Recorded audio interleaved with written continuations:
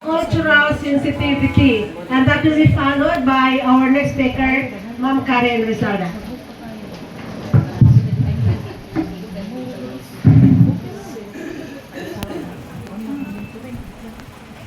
Sa makausap pa, may hapon ka na itong tanan. May hapon diha. Padayon gihapon sa itong pagpaminaw sa itong stasyon 97.9 Light FM sa itong Salay Station. Kada Domingo, alas 3 pa yun sa alas 4 sa hapon. Magkita-kita ta sa itong Adventist Light Media na diha kanunay nagapadayon o inubanong sa itong kalihukan ini itong Women's Ministry. Makita nato mga 1 week or 2 weeks from now, makita nato sa itong Adventist Light Media o sa atong Hope Radio, Hope Channel, ang tanan nato activities sa ato Women's Ministry Leadership Certification Levels 1, 2, and 3. Again, mayong hapon ka natong tanan yata sa atong topic, Cultural Sensitivity. So this topic mga kaigsunan, again, nagapahinumdum ka nato sa itong objective. These are our objective for this lesson or topic, understanding the worth and potential of each individual, no matter what their ethnicity, occupation, age, or special interest. Tanato ito mga kaigsunan, tuwod kay sama sa akong gidaingon, dili tanan tambal, sutabol sa tanang tao. Busa, mga hinungdan mga kaigsunan, na sa atong pag-istorya, labi na pag makahawit tag microphone, kinahanglan ang tinuod, may ato isulti, o ang importante ato isulti, dili maayo ang daghan flowery words.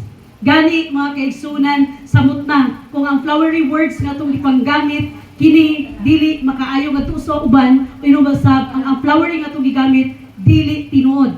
For example, lagi unta sa usa ka tawo nga kagwapa ba nimo? Pero sa tinuod, nagkagidlay. Bakak na siya. O kabalota nga ang amahan sa mga bakakon mao ang yawa. Mao na hinungdan mga kaigsunan nga ginadili ang pagdayo. Kung kini nga maong pagdayo, dili tinuod. Okay? Bugal-bugal na siya. Okay, wala sa ato ang kamatuoran. Ikaduha, understanding how behavior affects others, what lasting effect will it leave. Okay? Atong batasan. Usay mga kaigsunan ang atong batasan, dili gihapon kini acceptable sa uban. Doon mga batasan nato mga kaigsunan nga daghan nalipay. Ako while I stand here, kabalo ko nga dili tanan nalipay. Na ako ang yung speaker karong hapon. Kabalo ta na naman, there are always two sides of the coin. Bisag makadaog ta mga kaigsunan, for example, makadaog ta sa usa ka competition, ayaw tuo nga tanan nalipay. O ayaw tuo nga ang tanan paborito ka. Bisag unsa pagtindog nimo mga kaigsunan sama sa akong gingon sa akong mga estudyante, no? Kabalo ko mga students nga dili kamo tanan nalipay nga ako ang inyong maestra. Apat ang tinuod lang, ayaw mo kabalaka. Nanuman, kung wala mo, kamo mga participants, kung wala mo ganahin ako, ayaw mo kabalaka. The feeling is mutual. Okay? Ana ra siya.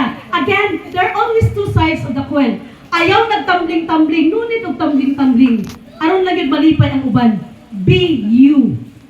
Nanuman, ang maalaala mo kaya nagaingon, ikaw ang bida sa kwento ng iyong buhay. But pasabot mga kaigsunan, bisag kinsa ka pa, bisag unsa ka pa, doon naging tao nga nalipay nimo. O bisag kinsa ka pa, bisag unsa ka pa, doon naging mga tao nga dili ganahan nimo. So accept the reality. Ayaw nagpaabuta nga ang tanan malipay nimo. Aron lang mulid ka?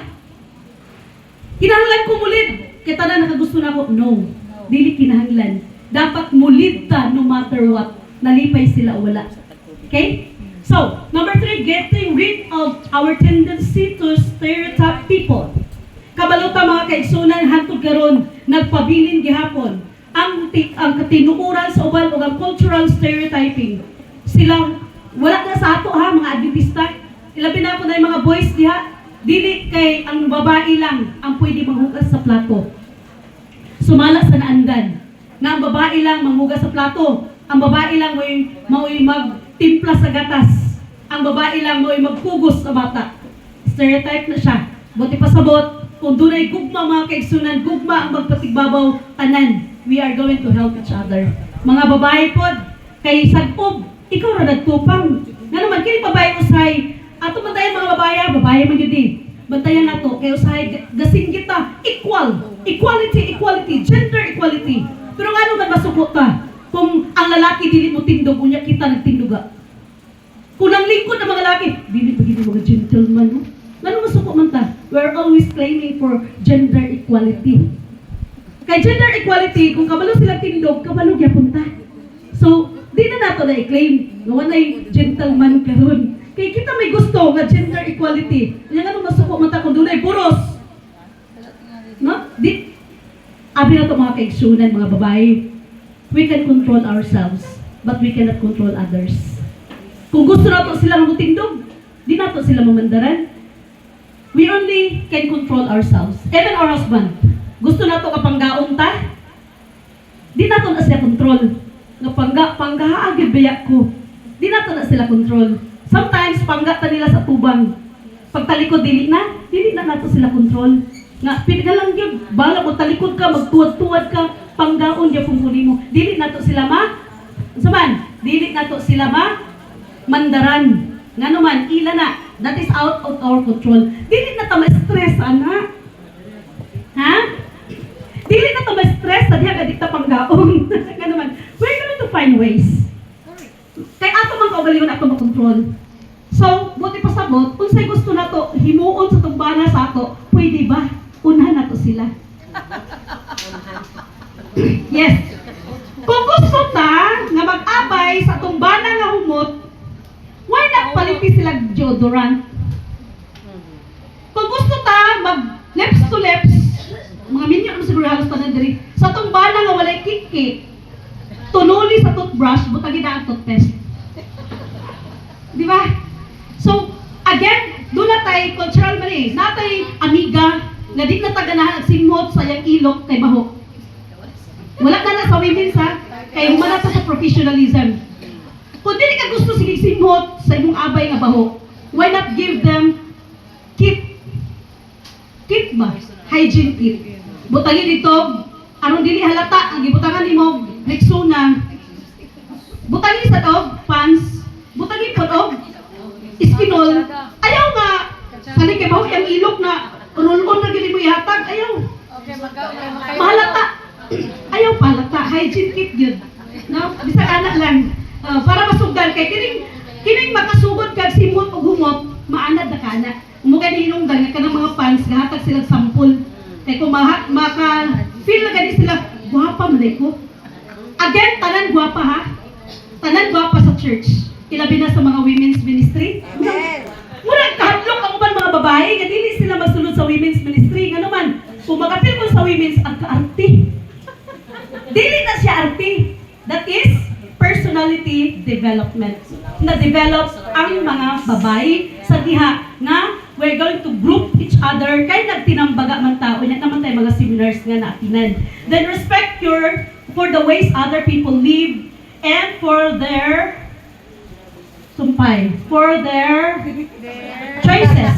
Yeah. Nasa putik man gud. Okay. For their choices. So again, nag-inon ko kapila na to, no? Bisan kung saan na to sila ka-amigo, bisan kung saan na to. But, dili kinahanglan na kita ang mag-decide for them. Let them decide. Maganda yung dali, kung meeting gani, lagi na, okay, let's divide the house. Nga naman, dili pwede nga kita na masunod. Okay? Demokrasya magkani. Yan anong kita na may masunod, no? And every leader, mas maayo na sila ang mag-decide. Nga naman, ang leader, we are going to preside the meeting. Dili kita ang magbuot sa meetingan. Presiding officer mo ka, kung mahimo, dili ka magbutar. Nga naman, daghan man sila, ikaw ra isa. Presiding naman ka, you are going only to break the tie. Parihuman mo igsoon. Sorry ha, kaya dinihiman yung ko. O, di ba? Break the tie lang ka. Pero kung presider ka, dili ikaw magbuot. Okay? Respect for all ethics group. Bantayan na ito mga kaigsunan. Especially if kana siya mao ang ilang culture. Mo na hinungdan nga mabantay ta pag mag-adto ta sa laing lugar. Dili ta basta-basta nga mag-tambag-tambag dito. Okay, for example, moadto ko sa mga higaunon church, sa mga higaunon diri. Dili na nila gusto makiguban sa mga taga-kustal. Ngano man, kay pagbuot puro agbuot at tuon nito, pag makakita ka sa lahi nga culture, istadihan sa nimo ilang culture. Kaya kung may istadihan nimo ilang culture, makasabot dayon ka. Ay, mo di ay, tay, nga naman tay nga, gamama man mo tay. Kung sa'yo purpose nga nung doon ay mama. Ayaw yung mga tay, ayaw yung mama. Ayaw. Sila ang ipa, sulti. Kung anong gamama sila, para ligon sa ngipon day. Na tay, nga lagi na nga, pangag naman ka tay. Palikon man ka sa ngipon. Pangag man dagan pangag. Ingon siya, dili man day. Pangag na kudaan sa wala pa kudag mama. Oh, di ba? Kaikya si tatay. Ina na ba? No? Ya kung mahimo, love kay kanila pagka, ignon mo nga, na ako sad, kaliwat na po higaunon. Pero, kay dito naman mi sa kustal, wala na mi tudluy sa mama mo na dalim tanaw. Pero kaliwat yun na mo, di mo kaliwat, igsuon na may tanan. Mo? So, love kay kadana nila, basta makaadto ka sa lahi. So, for example, Koreano, kuyog ka sa Koreano, kung kabalo na ka, anyo sa'yo, bawing day ka, daga maklase sa bawing, pinangga kay kanan nila. Nga naman, uy, kabalo din eh, part din eh. Ina, mag-iwan din ka, garahan kong tanaw sa jumong. Uy, garahan din sila sa imo kay, ila ba nga salida, di ba? So, ang ilang interest ba, ma-interest sila, pero adto gani ka dito, imo sila dito, murag sa ato, pitong hambak dito ba? Dili na mo talab sa ila, so, dili ka nila ganahan. Dili na kaka-open o binsahe sa ila kay dito naman na-kill na dito. So dili na wala na open. Muna nag-iwan si God nga follow God example. So tanaw na to daan unsa sila before tamag mensahe, no? That is cultural sensitivity, no? Kung Muslim atong katong topic ni Ma'am Ming, no? Daghan kay kog kurong. Ay kunsa kanang sarong. Dagang kay kong sarong gikan sa Muslim, nga naman, pinangga kay ka sa mga Muslim, nga mga estudyante. Kay pagtagaan kay ko nila, ako na yung gamiton. Ako na yung gamiton. So, pinangga kay ko nila gani, gitagaan ko nila manual. Na manual na gyapon sa Muslim or Islam. No? Nakay manual na to. Kay halos, nakaanak sila nga, labaw pa man ang Seventh-day Adventist kay sa Muslim. Sa bawal o kanang kuan ba? Okay. Dili day tanang Christian nga, kanang mga immoral tawag nila ba mga immoral inana. Kay ang ato ding practices halos more than pa kaysa ila, no? So respect ethnic groups. So muni siya no ang ato kan, behold what manner of love the Father had bestowed upon us, that we should be called the Son of God. So again mga kaigsunan, love conquers all. Tanan na gid. Kung magmensahe ta sa ila mga kaigsunan, ayaw na gid sila gilabti. Nga ito ni mga tay, tabagin sa nimo asawa nito naglabaha, ikaw wagay ka naglungag diha dili inana. Diha ko sa simbahan mga kaigsunan sa mga higaunon, gayunay ko, kung gihigugma na to tong asawa. Kung gihigugma na to tong asawa, atong tabangan pagpanlaba para dili kay mabunog, di ba? Para dili kay mabunog og willing sila na magserbisyo pagkagabi. Di ba? Mga tawo man din sila. So nakita din nila mga kaigsunan ang importance of loving each other. Na tinabanga din ang paghigugma. Dili na to sila, kung anong silang culture mga kaigsunan, kay pagkasal pa lang anak nila, nana sila orientation. Kung sa trabaho sa babae, kung sa trabaho sa lalaki, muna kasagara mga higaunon, wala gitambok imong makita ng babae. Kay bombarded din sa mga trabaho, halos mag-ilatanan. Kay mula gito sa stereotype ba, na kung imo na trabaho, imo na ginatrabaho. Pero makasulot na sa ila mga kaigsunan kung gamito na to ang Ginoo o gamito na to ang pulong gugma. May hapon. Amen.